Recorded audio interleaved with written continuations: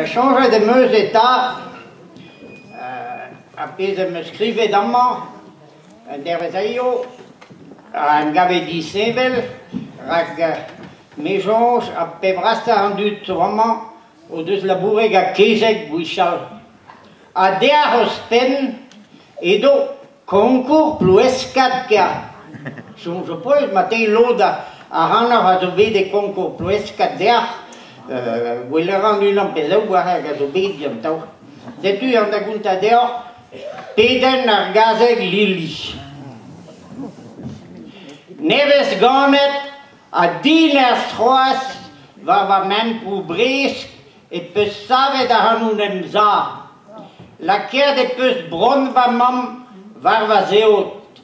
Leas klouar a strinke e va ornaien hag e kaven dispar e vlas. Anvet e peus a hanoun lili. A blammo medo ar blavez da staga anoiou a c'hezek gant a lizeren se evit a stutbouk. Goude ar pourmet a dennou kenta frankis va l'er va mam e peus paket va ven gant c'habez kan abdous hag e pourmenez a hanoun mestal c'hibi an don.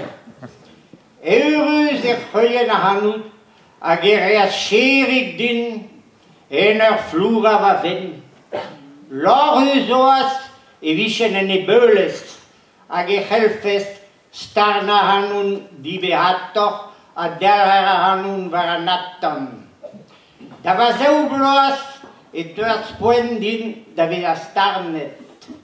Ha, hag en meus digoumer mat an draze, rak choa e maouzit, a plijou da re din dreistol be a flouret pa vehen chantil.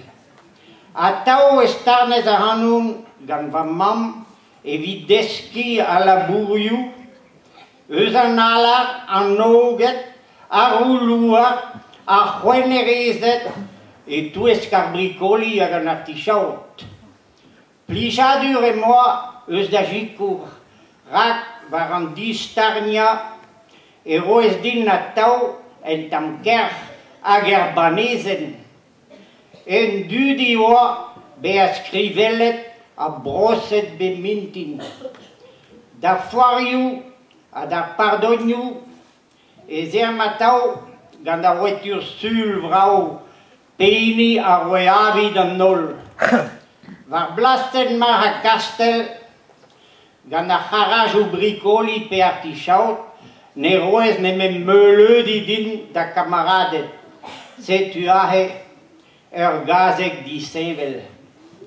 En ur zon en dro et i korn et i spakez a zarmin gant en tam kerch e pad ma vehez da unan o c'heva ban e gwin rus. Alas, da varo va mam e peus prenet en trakteur. Roe doa dit da gredi gant ar machin se e c'helfez ober ol labourioù an attan. Kouskoude e peus c'hoaz bedizou mouzin e touesk ar brikoli hag an artichaut, rak me ne vrigasten bojen e bet pennou.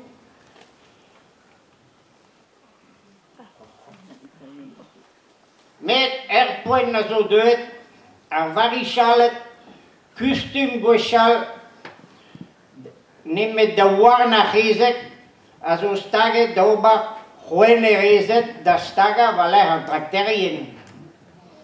Prenet e peus ive seurt machin a blamo sanset e rafez a labourioù se di lor an e peus mui taolet evez ouzin. Losket e peus a hanoun a gostez, parletoun drekain an ti, an e genev an mui, nemet trouz an ostilioù gouez se. Kouskoude, starnet eus a voitur gost, e lakez a hanoun c'hoaz da bourmen bugale e touesk an dud pa vez boeioù braz vro. E eurus un c'hoaz da zervichout d'un dra bennak a da ober plijadur d'an nol. Pevarblos var nugen unbremma. Hagen me savet a Maria Bouchoubian, pere o deus brudet a hanout c'honkourioù kezek tro-dro. A tao evez Lorhus o tiskouez a hanoun dan dut en lavaret. Ar lilise e de chikouret a hanoun et pat vamzer, pebez kazek.